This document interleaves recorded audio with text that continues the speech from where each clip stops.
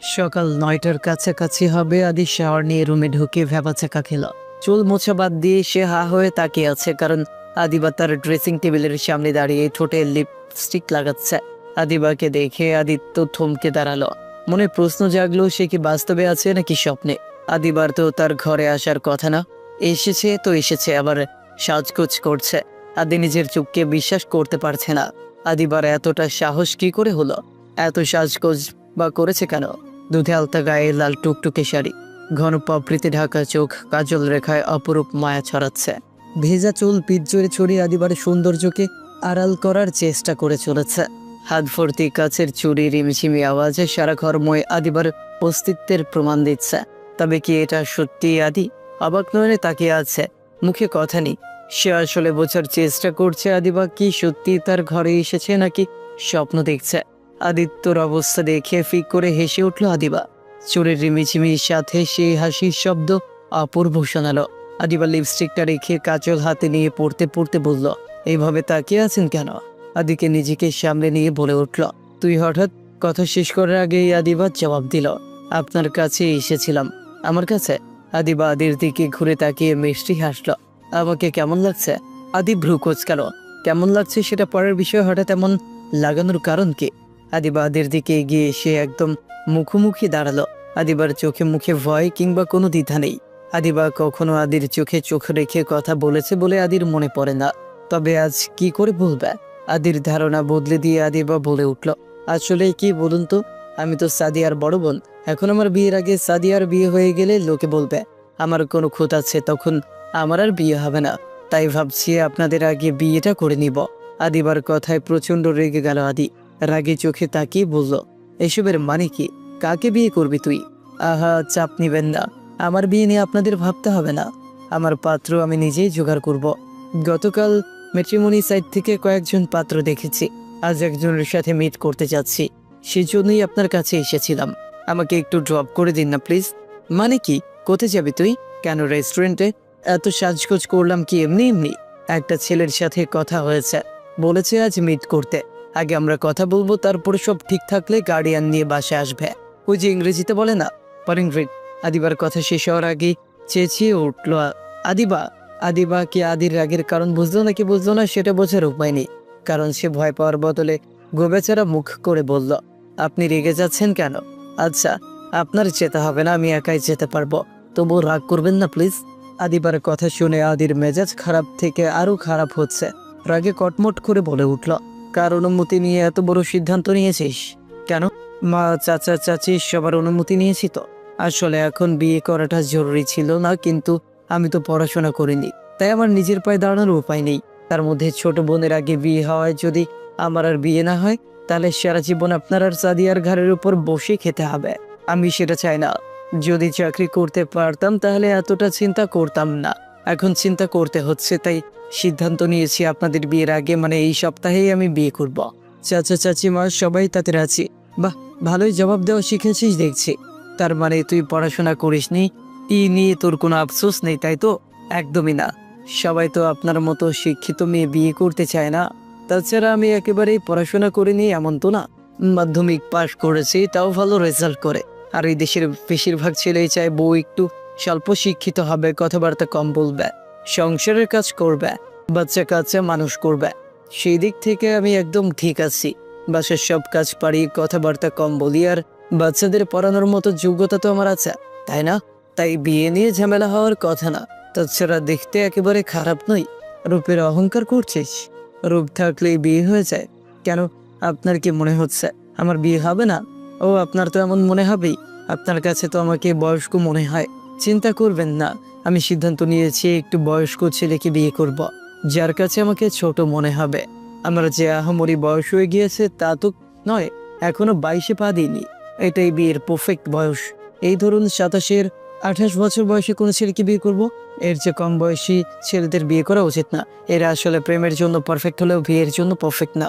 25-এর নিচে ছেলেরা তুলনামূলক রাগী আর জেদি হয়, নিজের ফুল সহজে বুঝতে পারে না। এদের মাঝে কেয়ারিং ব্যাপারটা নেই। মেয়েরা স্মার্ট বেপরোয়া ছেলেদের সাথে প্রেম করতে চাইলেও বিয়ের সময় চায় কেয়ারিং একটা হাজব্যান্ড। বেপরোয়া বদমেজাজি যখন তখন গায়ে হাত তুলবে এমন ছেলেকে বিয়ে করে জীবন নষ্ট করতে চায় না কেউ, তাই 25-এর নিচের ছেলেরা লিস্ট থেকে বাদ দিয়েছে। জানেন তো, ম্যাট্রিমনিতে নিজের পছন্দ মতো পাত্র খোঁজা যায়।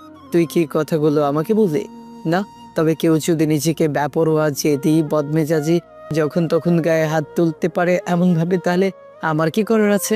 আদি তাতে দাঁত চেপে বলল, একটু বেশি পকপক করছিস না? একদমই না, আমি শুধু মনের কথাগুলো বললাম। এই বাসায় বাবা মা কাকিয়া ছাড়াও তো তোর অভিভাবক আছে, তার কাছে অনুমতি নেওয়ার প্রয়োজন মনে হলো না? কে বলুন তো? ও, আপনার কথা বলছেন? কিন্তু আপনি তো এখন আমার গুরুজন না। আপনি যদি আমার ভাইয়া হতেন তাহলে আপনার কাছ থেকে অবশ্যই অনুমতি নিতাম, কিন্তু আপনি তো সেই সম্পর্ক বাদ দিয়েছেন। মুখ ফুরে শালিকা শালিকা বলেন। শালিকার জীবনের সিদ্ধান্ত নেওয়ার অধিকার তো বোন জামাইয়ের নেই, তাই না? আদিবা, তুই আমার ধৈর্যের লিমিট জানিস, এর বেশি নিতে পারবো না। তাই মার খাওয়ার আগে সাজগোজ মুছিয়ে নিচের ঘরে যা। কিন্তু মারবেন কেন? কি ভুল বলেছি আমি? তুই আমার চোখের সামনে থেকে বিদায় হ। আদিবা আর কিছু না বলে হন হন করে হেঁটে দরজার বাইরে গিয়ে দরজা লক করে দিল। আদি রেগে চেঁচিয়ে বলে উঠল, দরজা বন্ধ করলি কেন? আমি বাইরে যাব, কিন্তু আপনার যে চরিত্র, আপনি ঝামেলা করবেন তাই লাগিয়ে দিলাম। আদিবা, আমি তোকে খুন করে ফেলবো বলে দিলাম। আমাকে রাগাস না, দরজা খুল। আদির চেঁচামেচি শুনে সবাই ছুটে আসলো। আর অবাক হলো। আদিবার মা এগিয়ে এসে বললেন, এসব তুই কি করছিস? আদিবা, মা, ভাইয়া যখন আমাকে বাথরুমে আটকে রাখতো তখন তো তোমরা কেউ ওকে প্রশ্ন করতে না, আজ করছো কেন? এইটুকু সময় আটকে থাকলে কিচ্ছু হবে না, আমি বের হওয়ার পর খুলে দিও। আদি ঘরের ভেতর থেকে আবারও গর্জন করে উঠল, তুই কোথাও যাবে না আদিবা।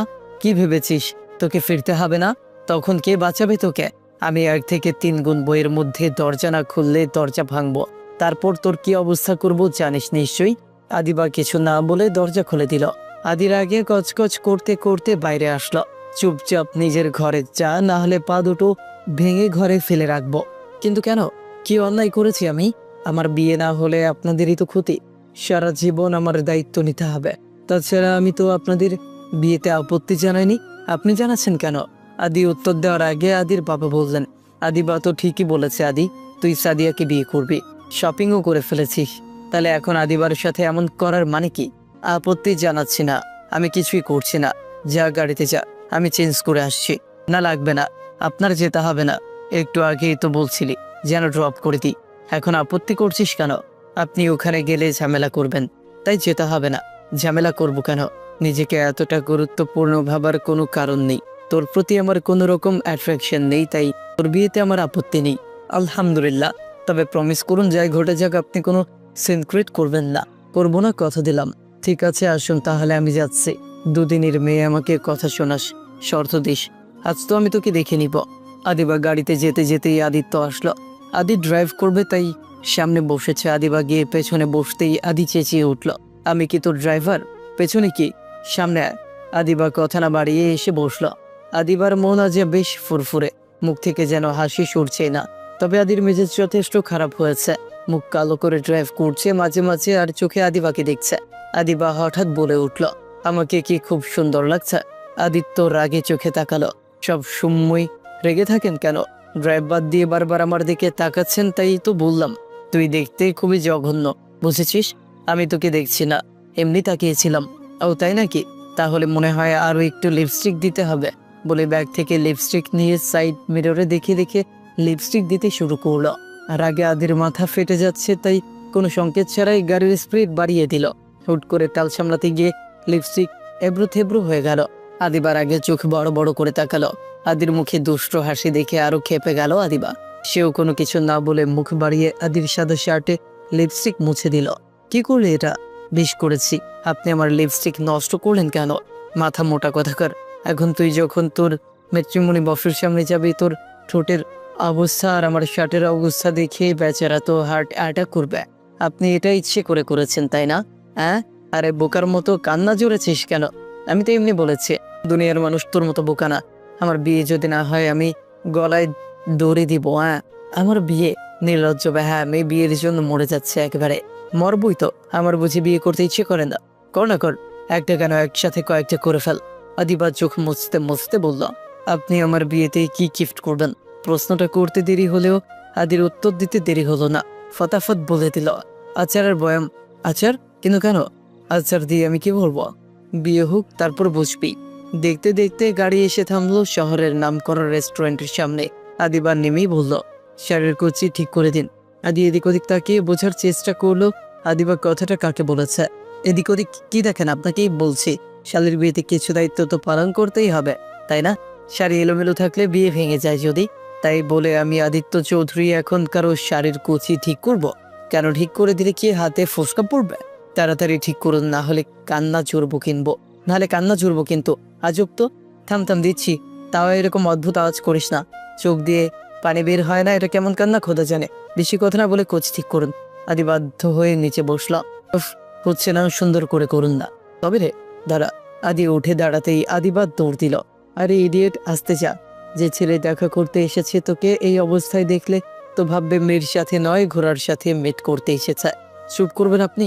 পাত্রপক্ষে নিজে এমন বললে পাত্রপক্ষ কখনো মেয়ে পছন্দ করবে? আদিবাদী কথা বলতে বলতে একটা ছেলে এগিয়ে এসে বলল, আদিবা তাই না? আদিবা তাকিয়ে বলল, মিস্টার শ্যাম তাই না? হ্যাঁ আসুন, আমি টেবিল বুক করে রেখেছি, আপনি যান। আসছে। ছেলেটির সামনে সামনে হাঁটছে, আদিবা আদির পেছন পেছন। আদিবা ফিস ফিস করে আবারও আদিকে সাবধান করলো যেন উল্টো পাল্টা কিছু না বলে। টেবিলে আদি আর শান সামনাসামনি বসেছে, আর আদিবার পাশের সিটে। ওনাকে তো ঠিক চিনলাম না।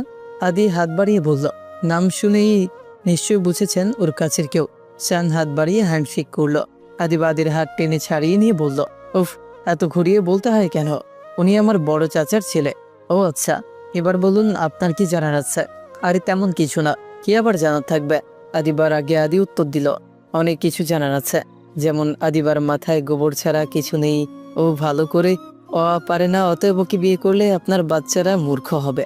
দ্বিতীয়, ও রান্না করতে পারে ঠিকই, কিন্তু মুখে দেওয়া যায় না।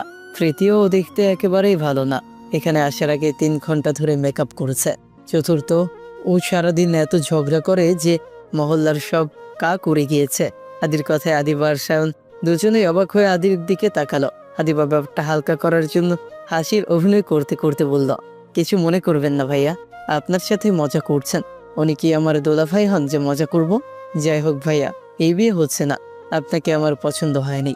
যে ছেলে বিয়ের আগে এই মেয়েকে একা রেস্টুরেন্টে ডাকে সে আর যাই হোক চরিত্রবান হতে পারে না। এই চল বলে আদিবার হাত ধরলো আদি। উফ ভাইয়া, কি করছো?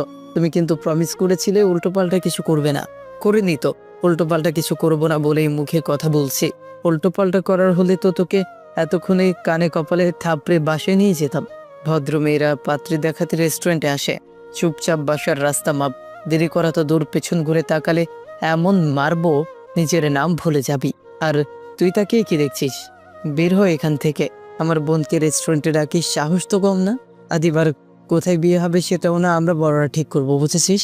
তো এই পার্টটি এখানেই শেষ হয়ে গেল। পরের পার্টের লিঙ্ক কমেন্ট বক্সে দেওয়া আছে, সবাই কমেন্টে দেওয়া লিঙ্কে ক্লিক করে দেখেন এবং চ্যানেলটি সাবস্ক্রাইব করে দিবেন।